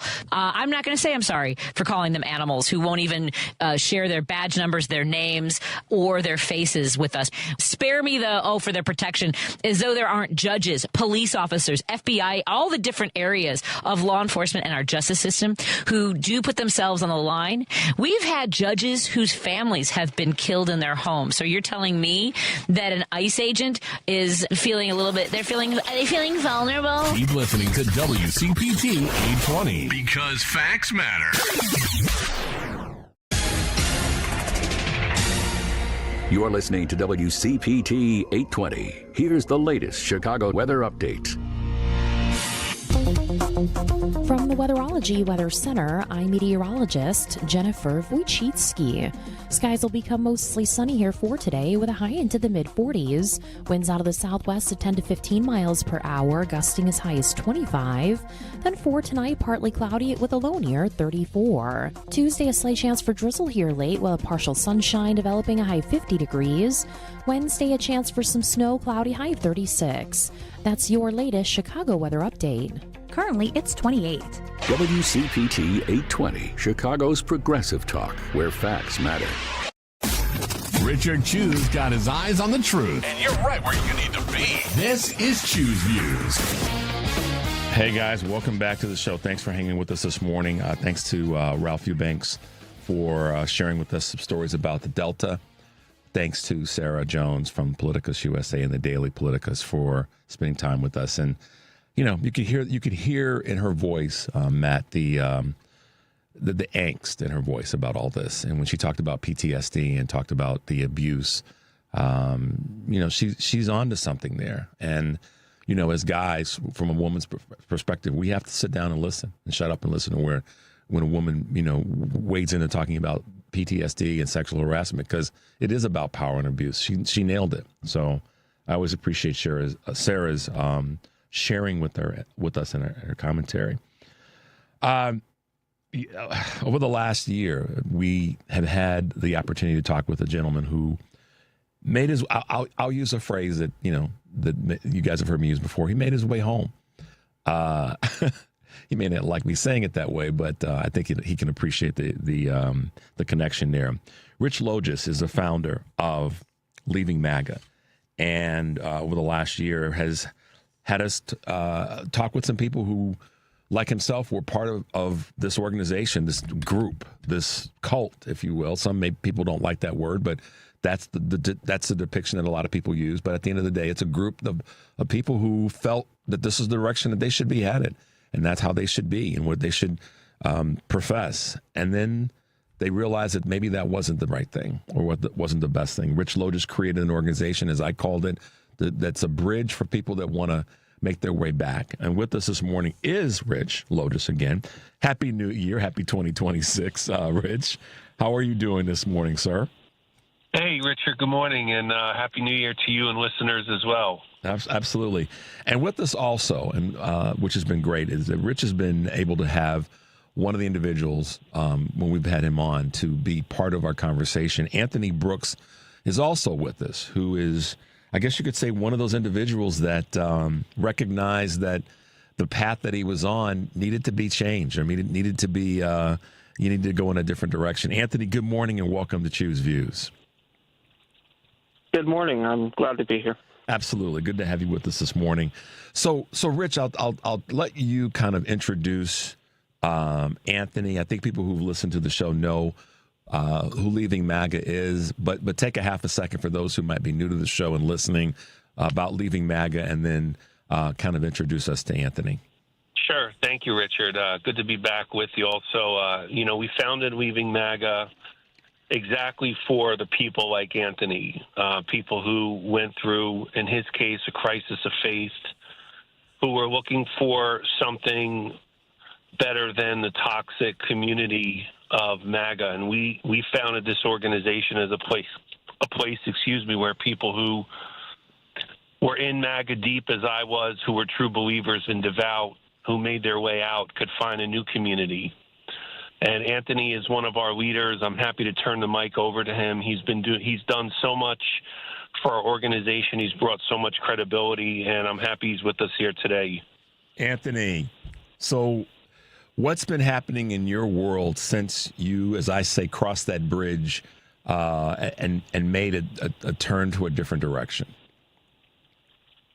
Yeah, so back in 2019, I kind of started to go through a point where I recognized that my Christian faith was not compatible with the views of MAGA and the direction that the Republican Party was going. Unfortunately, like so many Christians in America specifically, my politics and my religion were so intertwined that when I started to doubt on the political side, I started to doubt my faith as well. And so I had to go through sort of we call it deconstruction in America today. But unfortunately, that word comes with a lot of baggage behind it. But, for purposes, I typically would call it a deconstruction. And when that started to happen, I started to realize that the issue wasn't so much with the Christian faith. The issue was more with the politicization. Sorry, that's all right. of religion in this country. We always make our faith into politics, and it really has been that way since Ronald Reagan, if you really want to be honest. But the unfortunate thing was that once I started to see the cracks in the dam forming, everything started to fall apart because in my views at the time, my faith and my politics were so intertwined that there was really no separating them. I had to deconstruct one to realize the errors in the other. And a lot of that centered around immigration and things like that. So what I've been trying to do lately is I've been trying to have conversations, one-on-one conversations with people in my life to help them to realize you don't have to vote a certain way to remain a Christian. You don't have to do that. you can, vote for someone that you don't agree with 100% on everything. And the thing about MAGA is, in the George W. Bush era and even in the Ronald Reagan era, no Christian agreed with them 100%. But unfortunately with MAGA, it can't be that way. For them to be able to vote for Trump, they have to adopt all of his views. And that is something that has been, I think, really a toxic point in the MAGA movement, is that Christians are taking what Trump is saying and adding it as part of the gospel. And it's like, if you don't vote our way, then you're not a Christian or something like that. So I've been trying to have those one-on-one conversations with people so that they can realize, hey, you can vote for the other party. You can vote for someone else. You don't have to vote for him. And a lot of it comes down to a hyper-individualistic interpretation of the Bible, and that these moral truths that are contained in the Bible are for each individual person. And what I'm trying to help them to realize is that they're not just meant for individuals. They are also meant for this country, the nation as a whole. So that's really been what I've been trying to do. Well, and I sense that you have succeeded in that space. And I think sometimes that, when we're trying to accomplish something that's challenging like this, and has got so many emotional connections to it and all the other pieces to it, that, maybe our measuring stick should be adjusted a little bit. So incremental, my point of all this is, Anthony and Richest, sometimes the incremental gains, you've got to, lean into those and gather them together, which is kind of what, the organization has done. I mean, Rich, you haven't flipped everybody, but the incremental flips, and I shouldn't say that word, not meant to be in a derogatory way, so I apologize for that. But the incremental folks that have crossed that bridge matter, because every time you get someone more, and you get someone more, and the dominoes are starting to really fall, if you will. Rich, you talk a little bit about what you're seeing in terms of the other Anthonys of the organization. Sure. And, I'm happy to report, Richard, to listeners that we are getting ready to release some testimonials of people who were 2024 MAGA supporters who left after Trump's, who left after Trump's second inauguration. So we know that they are out there. When they see examples like Anthony's, it empowers them to want to come forward, because they see the kind of leadership that Anthony and our other leaders exhibit, and it makes them more comfortable to want to come forward and tell their story. And I think Anthony's example also shows something that I came to figure out after leaving MAGA, which is that the right wing has done a very good job of owning the idea that people of faith have to be conservatives, and that anyone who is not a conservative, or in the case of MAGA, who's not a MAGA supporter,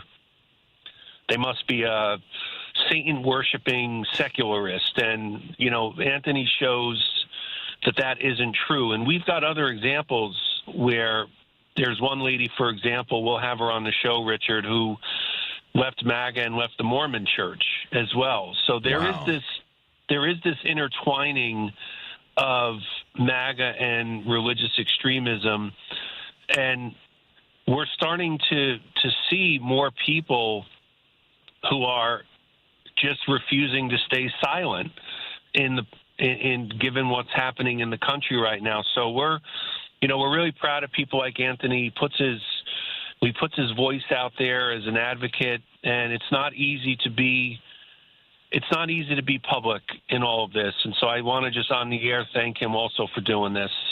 Yeah, I mean, I Anthony and Rich knows this in this space. I catch some heat from people that say, Richard, meaning me, Richard Chu, why do you have these guys on your show?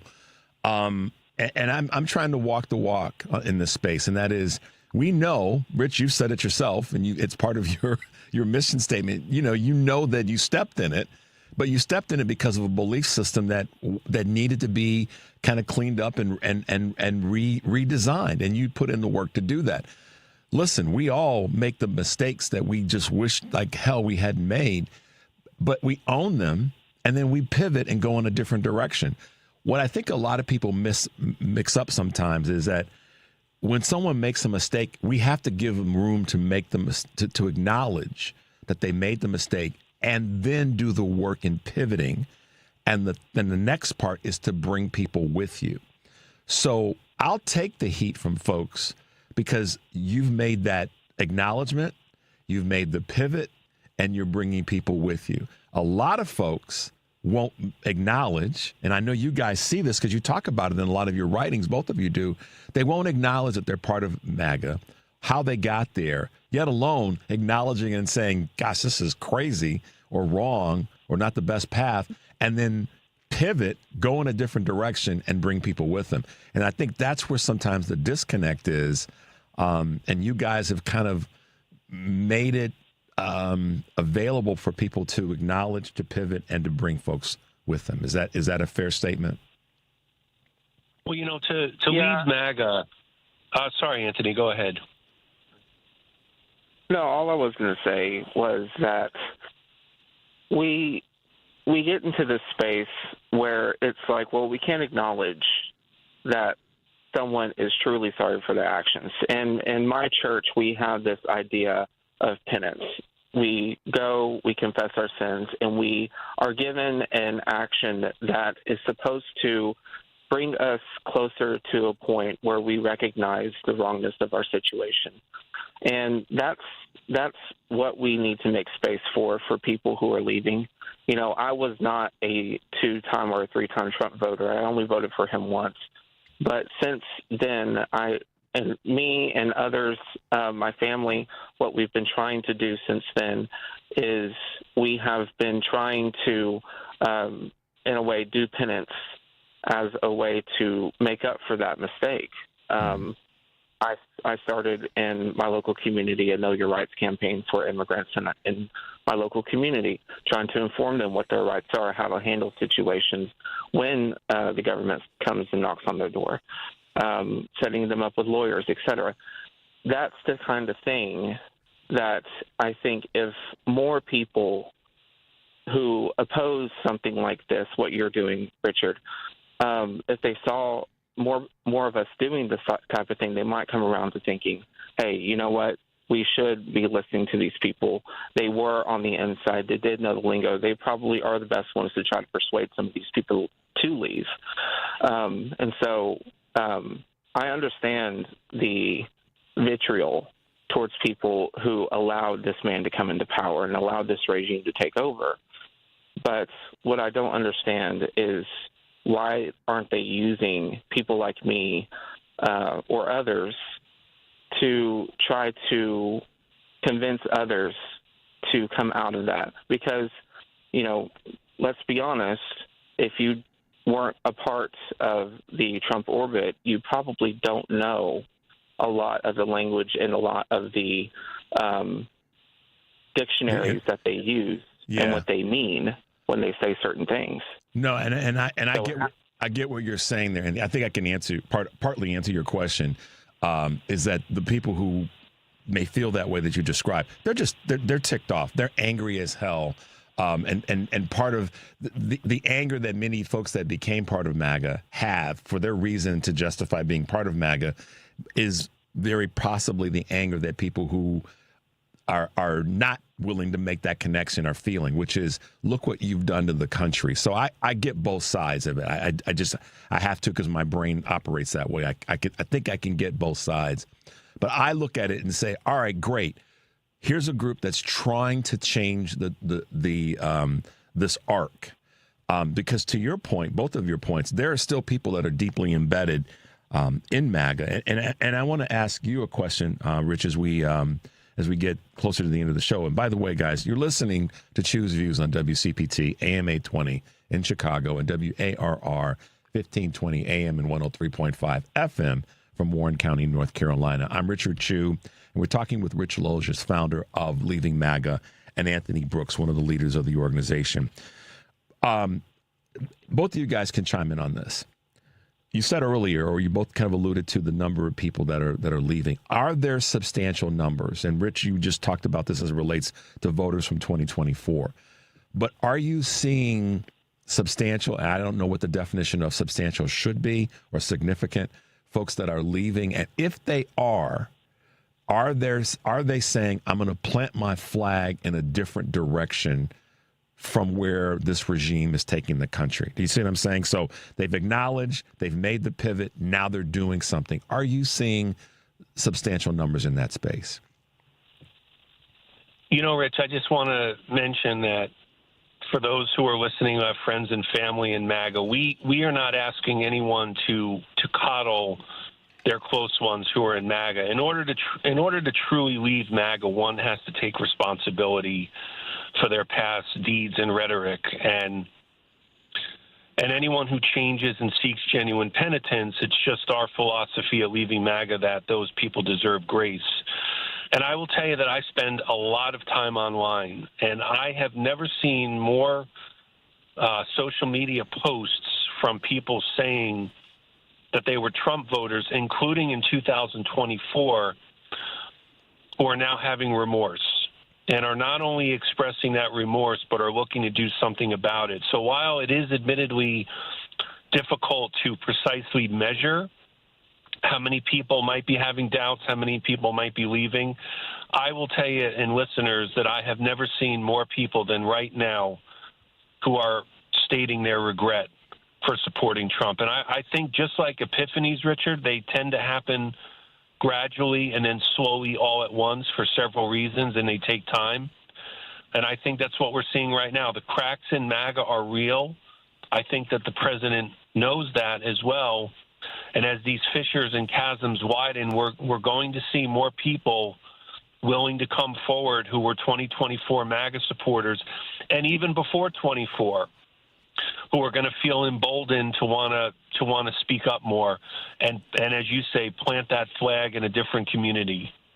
You know, it's interesting, guys, and this is something that kind of go back to what, and part of what you said, Anthony, where you're working to find tools to help people that have been caught up in this whole situation with ICE and immigration. And Sarah Jones, who was on with us before you guys came on, said it's probably going to get worse before it gets better.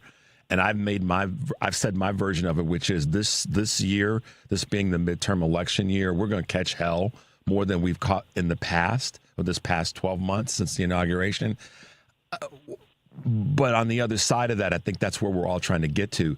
Do you see that we're going to see a further amplification of this craziness, of this chaos from the administration, from this regime?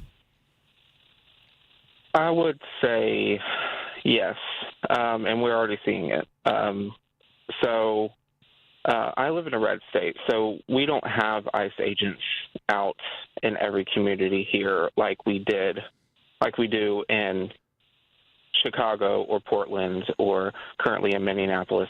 We don't have that here. A lot of the ICE activity that goes on here is on a case-by-case basis, basically when it's reported to them, because he doesn't want to terrorize red states because those are his coalition.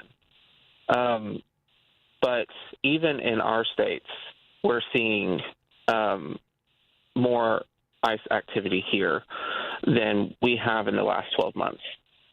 Just in the last couple of weeks, they were setting up checkpoints in a city near me that only had 80,000 people in it, for instance. And that is something that I think that's going to continue to get worse.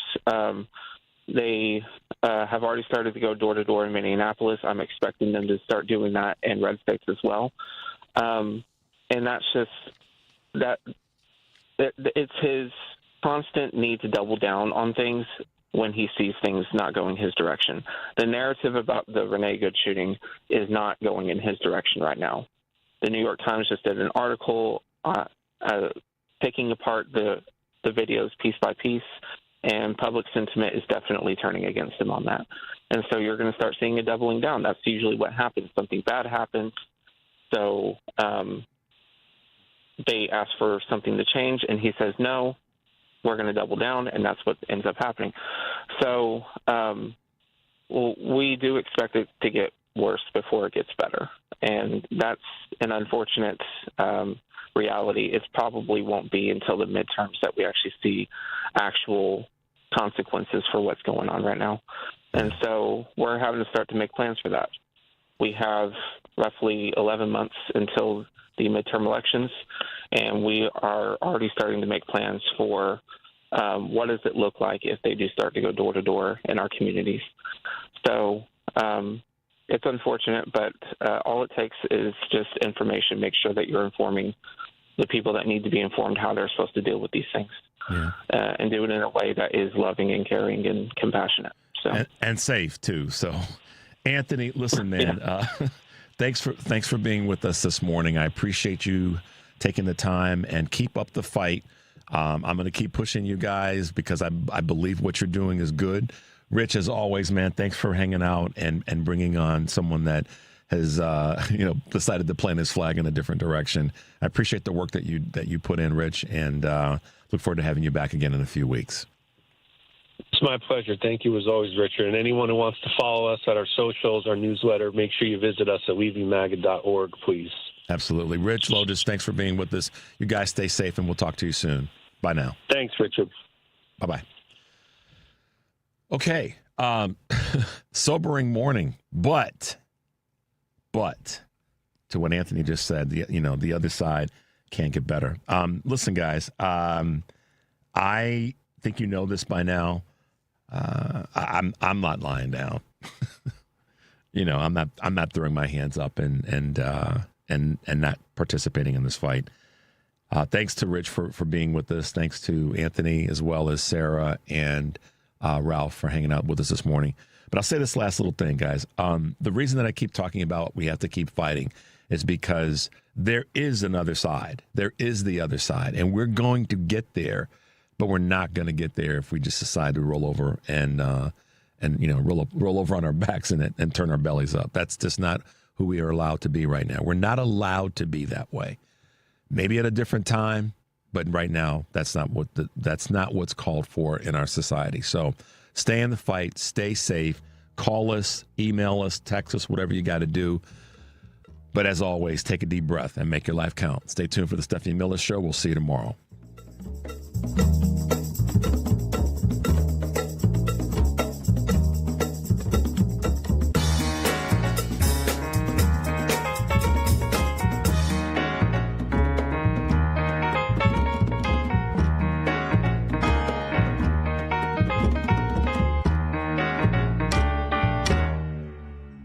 WCPT 820 will be hosting a candidate forum for the 3 leading candidates for Illinois' open United States Senate seat